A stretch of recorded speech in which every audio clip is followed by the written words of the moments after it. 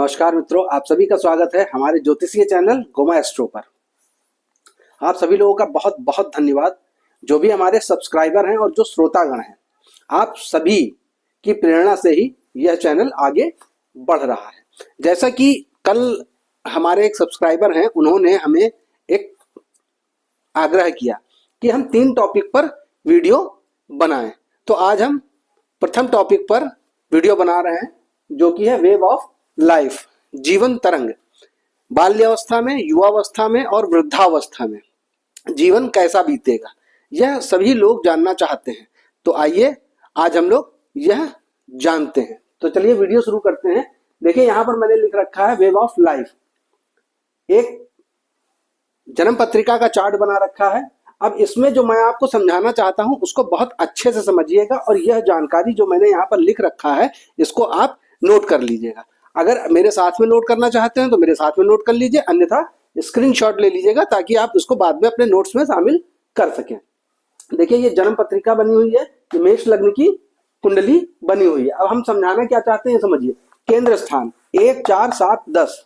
अब इसको देखिए 1, 4, 7, 10, यह केंद्र स्थान होते हैं। लग्न कोई भी हो, परंतु केंद्र स्थान 1, 4, 7, 10 यही होंगे।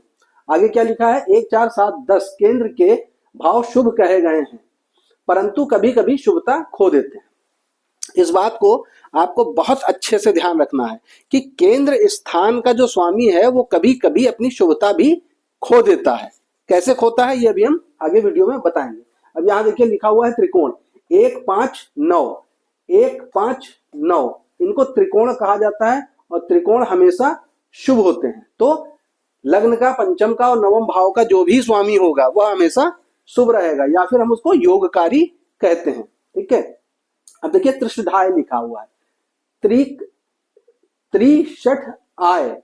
तो त्रिषठ आय का मतलब हो गया त्रिषठाय। तो तीसरा, छठा और 11वां भाव जो होता है वह अशुभ भाव है। इसको आप लोग हमेशा याद रखिएगा।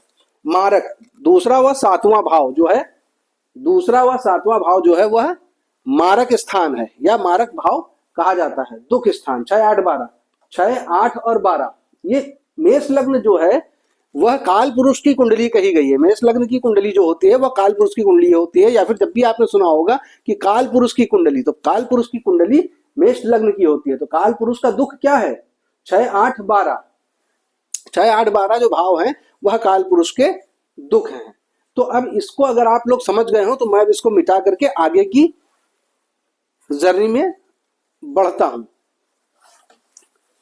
तो मैंने देखिए इसको यहां पर मैं साफ कर रहा हूं, और इसके बाद हम लोग जानेंगे कि हम किस प्रकार से यह समझते हैं कि हमारा जीवन, या कोई भी जातक, अगर मेरे पास कोई जातक आ जाता है तो मैं ये कैसे समझ जाता हूं कि उसका जीवन कैसा रहेगा। तो मोटा मोटा मैं यहां पर आपको अभी देखना सिखा देता हूं। जैसे मान लीजिए कि मेष लग्न की कुंडली, अब मेष लग्न तो आप समझ गए। अब यहां पर हम लोग अगर लग्न बदलना चाहें तो लग्न बदल सकते हैं। तो हम इसका लग्न बदल देते हैं। अभी मेष लग्न की वजह से हो सकता है कि आप लोग समझ ना पाए, तो हम यहां पर लग्न बदल दे रहे हैं।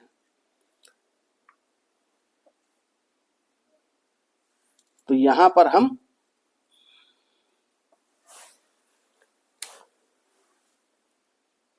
तुला लग्न ले लेते हैं। 7, 8, 9, 10, 11, 12, 1, 2, 3, 4, 5 और 6। अब तुला लग्न की कुंडली में अगर आपको यह जानना हो कि इस जातक का बाल्यकाल कैसा बीतेगा, युवावस्था कैसे बीतेगी और वृद्धावस्था कैसे बीतेगी, तो सर्वप्रथम यहां समझिए। सबसे पहले हम इनके शुभ ग्रह निकाल लेंगे। शुभ ग्रह हम निकाल लेंगे, और जब हम शुभ ग्रह निकालेंगे तो हमें यह पता चल जाएगा कि शुभ ग्रह की जो महादशा होगी वह भी शुभ ही जाएगी। तो प्रथम भाव, ये हमने बताया था केंद्र होता है और केंद्र के साथ में मूल त्रिकोण होता है। तो प्रथम भाव में जो राशि होगी उसका जो स्वामी होगा वह अत्यंत शुभ हो जाएगा। तो यहां पर हम शुक्र लिख देते हैं। शुक्र और शुक्र की दशा, या दोनों ही तुला राशि वालों के लिए तुला लग्न वालों के लिए बहुत ही शुभ जाएगी। अब आप देखिए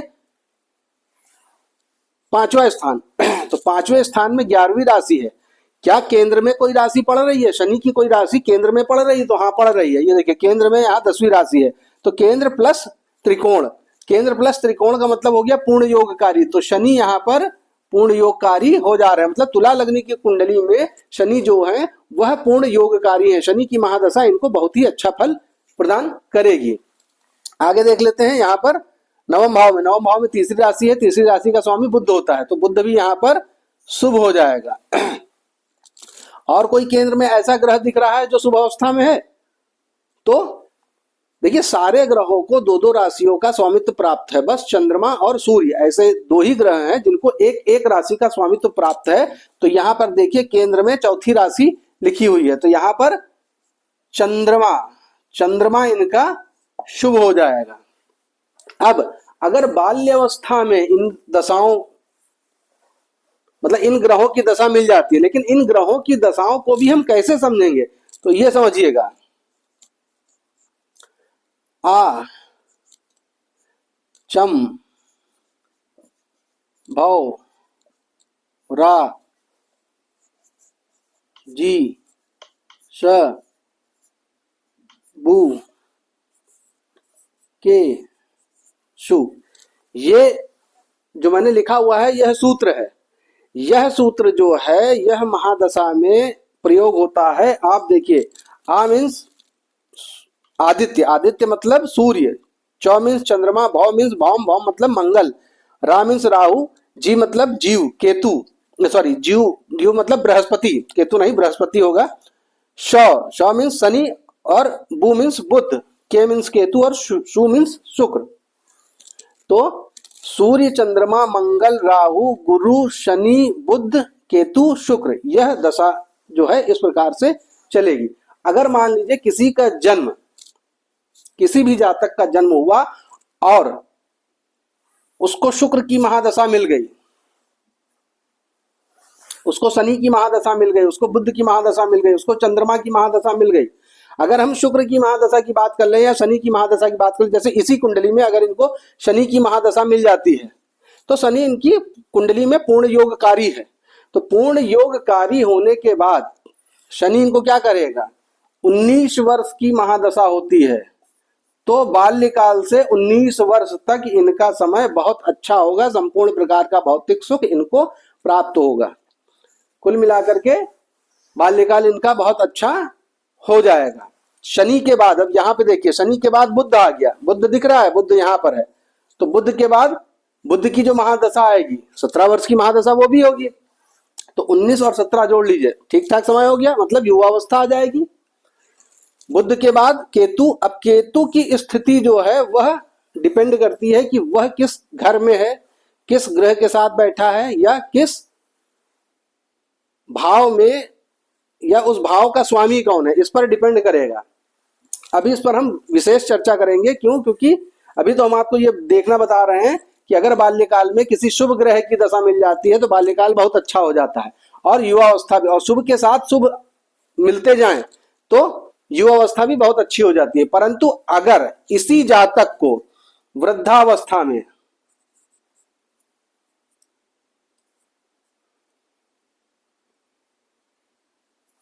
या रुक जाइए, अगर इसी जातक को जो मिडिल एज है, मिडिल एज के बाद अशुभ ग्रहों की, अब यहां पर अशुभ ग्रह पहले देख लीजिए। अशुभ ग्रह में हमने आपको क्या बताया था? त्रिशडाय भाव, तीसरा छठा और 11वां। त्रिशडाय तीसरा छठा और 11वां यह अशुभ घर है, मतलब तीसरे छठे और 11वें घर के स्वामी की अगर दशा मिल जाती है, मान के चलिए कि यहाँ पर अगर इनको क्या कहते हैं कि इस जातक को अपने जीवन में युवावस्था के बाद तीसरे घर का स्वामी गुरु, छठे घर का स्वामी गुरु, तो अगर गुरु की महादशा लग जाती है तो क्या करना होगा? बहुत संघर्ष आ जाएगा इनके जीवन में। वृद्धावस्था में रोग ऋण रिपु ये तो सताएंगे, प्लस बाहुबल कम हो जाएगा, बहुत मेहनत करनी पड़ेगी, बहुत मशक्कत करनी पड़ेगी, तो ऐसे समय में बुढ़ापे में दुख मिलेगा। क्यों? क्योंकि छठा घर भी दुख का स्थान है। त्रिशठ आय को अशुभ बोला गया है। अशुभ जो है ग्रह वह अशुभ फल प्रदान करेगा। तो सीधी सीधी सी बात यह है कि जिस प्रकार की महादशा आपकी कुंडली से आ रही है, शुभ ग्रहों की दशा आ रही है तो शुभ फल मिलेगा, अशुभ ग्रहों की दशा आ रही है तो अशुभ फल मिलेगा। यह अगर आप समझ गए हैं तो मैं इसको साफ करके आपको दो तीन चीजें और बता देता हूं। ये तो हमने महादशा निकाल ली, महादशा के बाद और क्या चीज होती है जो हमें इफेक्ट करती है।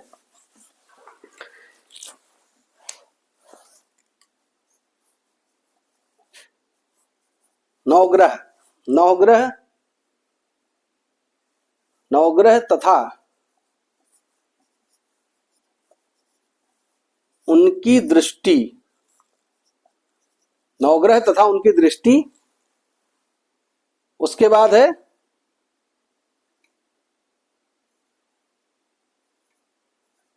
नवग्रह, या नवग्रह ना लिख करके ग्रहों की युति, है ना,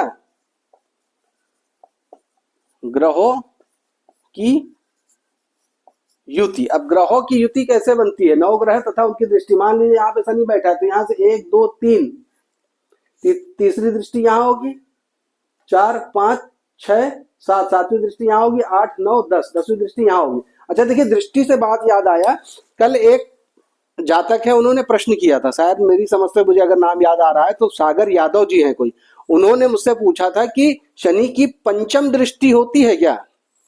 अगर आप भृगु संहिता में जाएंगे तो वहां पे आपको पता चलेगा कि शनि की द्विपाद दृष्टि जो है वह पंचम होती है। तो अगर कोई आपसे कह रहा है कि शनि की पंचम दृष्टि पड़ रही है तो समझिए कि शनि की आधी दृष्टि पड़ रही है।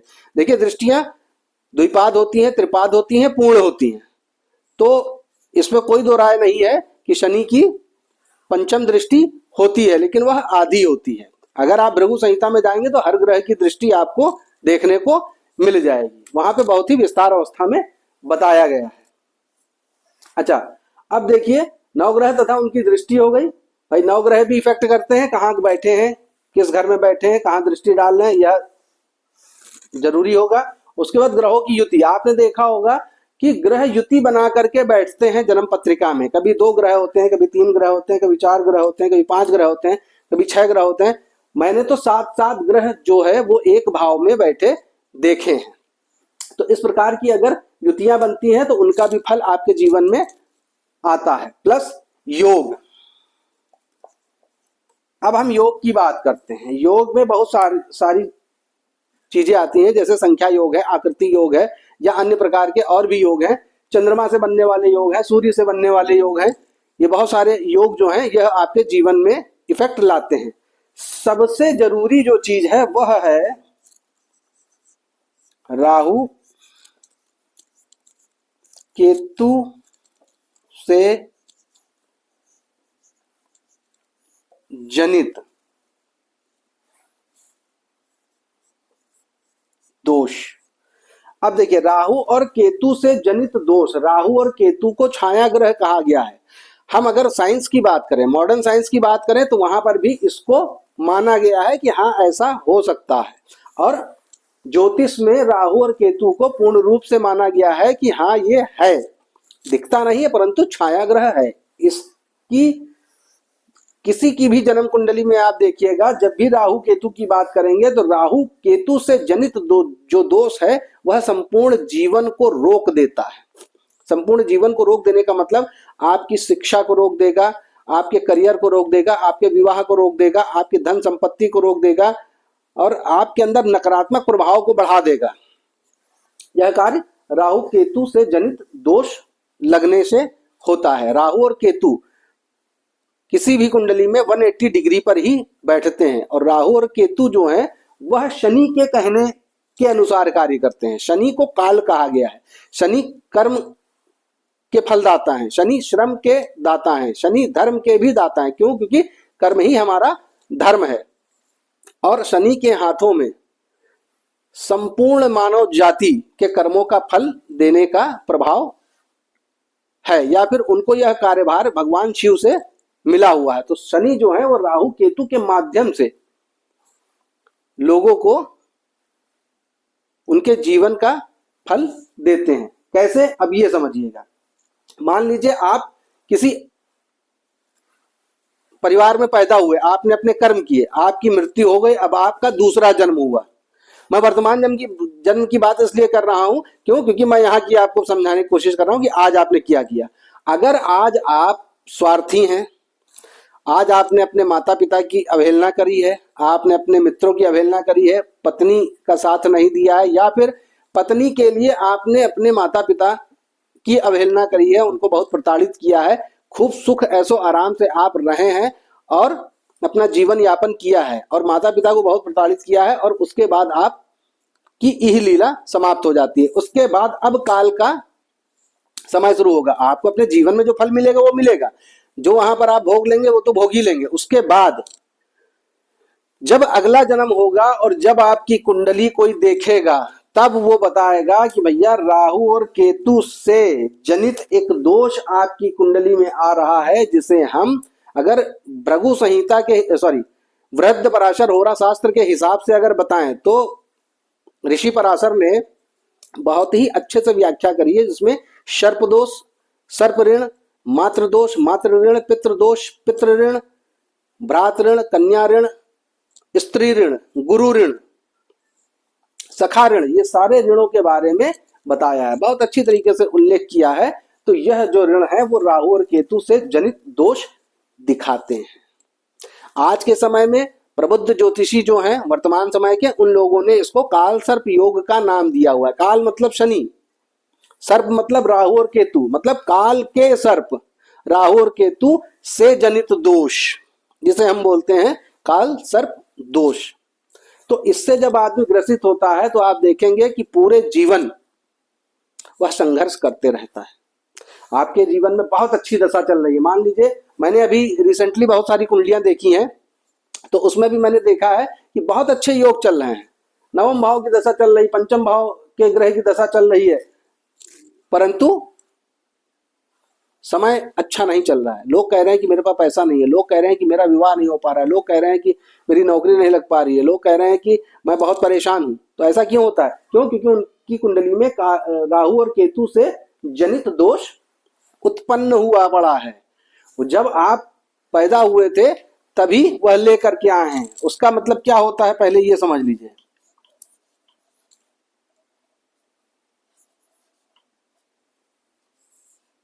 प्रारब्ध, यह जो प्रारब्ध है ये सबके साथ है। जब आप पैदा होंगे तो आपका जो भी लेखा जोखा है वह इस जन्म कुंडली में नौ ग्रहों के साथ में आ जाएगा, जो कि आपका प्रारब्ध है। या प्रारब्ध लेकर के आप पैदा हुए हैं, अब इस जीवन में आप क्या करेंगे ये आपकी बुद्धि और विवेक के ऊपर है। जब लोग कहते हैं कि सब कुछ प्रारब्ध है और भाग्य से ही सब कुछ हो जाएगा, तो कर्म क्यों करना है? कर्म इसीलिए करना है कि प्रारब्ध बने, नया प्रारब्ध आपको बनाना है, नया भाग्य आपको बनाना है। तो क्या करना है? अच्छे ज्योतिषी के पास जाइए। अगर आपका समय खराब चल रहा है तो उनसे अपना इलाज कराइए। मैंने देखा है लोग ज्योतिषी के पास जाते हैं, या फिर ऑनलाइन भी, आजकल तो यूट्यूब का जमाना है, ऑनलाइन सभी लोग वीडियो देख रहे हैं, नाना प्रकार के ज्योतिष अपना वीडियो बना रहे हैं। बहुत ही अच्छे अच्छे एस्ट्रोलॉजर हैं, ज्योतिष हैं, जो अपना वीडियो बना रहे हैं, लोगों को ज्ञान मिल रहा है, परंतु वो ज्ञान जो है वो सिर्फ सुन लेते हैं। अगर आपको यह पता है कि आपके खराब ग्रह की दशा चल रही है, या आपकी यह युति खराब है, या फिर राहु केतु से जनित आपका कोई दोष दिख रहा है, तो आप उसका इलाज कराइए। अगर आप इलाज कराएंगे तो निश्चित आपके जीवन में परिवर्तन आ जाएगा, आपके कर्मों में परिवर्तन आ जाएगा। तो यह था वेव ऑफ लाइफ की बाल्यावस्था, युवावस्था और वृद्ध अवस्था में किस प्रकार से फल मिलता है। तो इस प्रकार से फल मिलता है, और ये जो चीजें मैंने आपको बताई है, नवग्रह तथा उनकी दृष्टि, ग्रहों की युति, योग, राहु केतु से जनित दोष, यह भी कार्य करता है, और महादशा सबसे ज्यादा कार्य करती है। तो मैं आप सभी लोगों से कहूंगा कि इस जानकारी को आप नोट करिए और अपने डायरी पे इसको अच्छे से लिख करके रखिए ताकि कभी भी आप भूलें ना। और अन्य लोगों की कुंडली पर भी इसको लगा के देखिए ताकि आपकी प्रैक्टिस अच्छी हो जाए। वीडियो अगर अच्छी लगी हो तो मेरे चैनल को सब्सक्राइब करिएगा, मेरे वीडियोस को लाइक करिएगा और शेयर जरूर करिएगा ताकि अन्य लोगों तक भी मेरी वीडियो पहुंच सके। नेक्स्ट वीडियो में फिर मिलते हैं। आज के लिए नमस्कार।